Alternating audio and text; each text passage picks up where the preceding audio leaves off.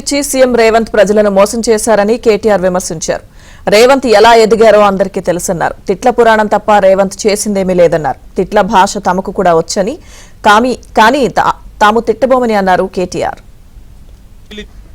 2 ఏళ్లు అయిపోయింది ప్రభుత్వం వచ్చి, మీరు చూస్తున్నారు ఏం జరిగిందయ్యా. కాంగ్రెస్ ప్రభుత్వం మార్పు మార్పు మార్పు అని చెప్పి ఊదరగొట్టి ప్రజలకు హామీలిచ్చి అధికారంలోకి వచ్చి 2 ఏళ్ళయి ఏం జరిగింది ఏం ఒరిగింది అంటే 3 జరుగుతున్నాయి. కూల్చివేతలు, పేల్చివేతలు, ఎగవేతలు. గంతే. ఈ ప్రభుత్వం ఏందా అంటే కట్టే కొట్టే తెచ్చే అని చెప్పినట్టు కూల్చివేతలు, పేల్చివేతలు, ఎగవేతలు. కూల్చివేతలు హైడ్రాన్ పెట్టి పేదోళ్ళ ఇల్లు కూలగొట్టుడు. మొత్తం ఆల్విన్ కాలనీకి వెళ్ళి మొదలు పెడితే అన్ని బస్తీలలో ఇల్లు కూలగొట్టుడు తప్ప ఒక్క హైదరాబాద్లో ఒక్క ఇటుక పెట్టింది లేదు, ఒక ఇల్లు కట్టింది లేదు. ఇందిరమ్మ పేరు చెప్పుకొని బతుకుడు తప్ప ఒక్కటంటే ఒక్కటి మంచి పని మాత్రం గరీబోళ్లకు చేసింది లేదు ఈ ప్రభుత్వం వచ్చినాక. రెండోది పేల్చివేతలు. ఈ లంగలే ఈ కాంగ్రెస్ వాళ్ళే ఆ కాళేశ్వరంలో ఉన్న మేడిగడ్డ బరాజ్ని వీళ్ళే వెలిచిండ్రు. తర్వాత ఇప్పుడు మన చెక్ డ్యాములు వెలుస్తున్నారు. ఒకటి కాదు 2-3 వెలిచిండ్రు ఇప్పటికే. కేసీఆర్ గారేమో కడితే ఈ దరిద్రులు వచ్చిన తర్వాత పేల్చి పారేస్తున్నారు చెక్ డ్యాములు. ఇక మా వెంకటేశ్వర రెడ్డి గారు ఇక్కడ ఉన్నాడు. ఆయన ఒక్క కాన్స్టిట్యున్సీలనే కేసీఆర్ గారు దేవరకద్ర, మహబూబ్నగర్ వెనుకబడ్డ నియోజకవర్గం అని చెప్పి పెద్ద ఎత్తున అక్కడ ఒకటే కాన్స్టిట్యున్సీలో దగ్గర 10-20 చెక్ డ్యాములు, 36 చెక్ డ్యాములు కట్టించిండు. వీళ్ళ ముఖాలకు కాంగ్రెస్ వాళ్ళు వచ్చినాక ఒక చెరువు కట్టింది లేదు, ఒక చెక్ డ్యామ్ కట్టింది లేదు, ఒక ఇటుక పెట్టింది లేదు. కానీ ఉన్న చెక్ డ్యామ్లను ఇవాళ బాంబులు పెట్టి పేల్చేస్తున్నారు.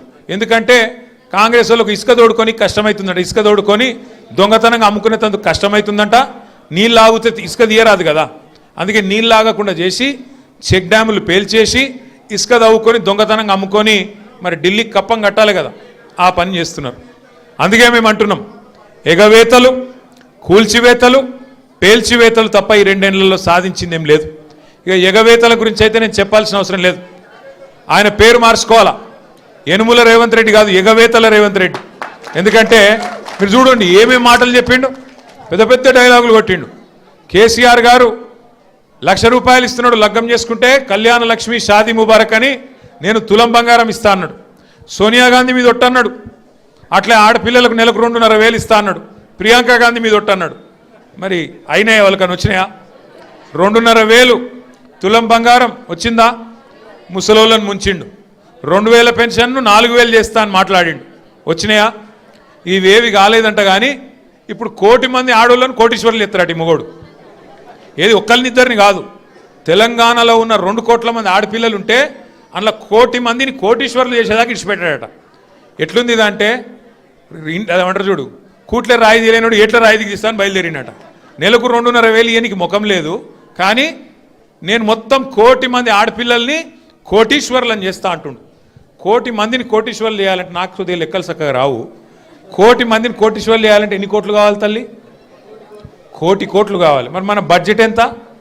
3 లక్షల కోట్లు. ఎన్ని రోజులు కావాలి మరి? మీరు నేను బతుకుంటామా 1 కోటి మంది కోటీశ్వర్లు కావాలంటే? గింత లంగ మాటలు, గింత దొంగ మాటలు, పెద్ద పెద్ద గొంతేసుకొని వరుతున్నాడు. నిన్న మొన్న మీరు చూసారు. నాకు నిజంగా ఒకటి అర్థం కావట్లేదు. ఇప్పుడు ఎవరన్నా నువ్వు ఎక్కడికి వెళ్ళి వచ్చినావు, అసలు నువ్వు ఎక్కడికి వెళ్ళి మొదలైంది నీ ప్రయాణం? రోడ్ల మీద అయినా పెయింటింగ్లు వేసుకుంటుండే పాపం రేవంత్ రెడ్డి గారు. మంచిదే, తప్పేం లేదు.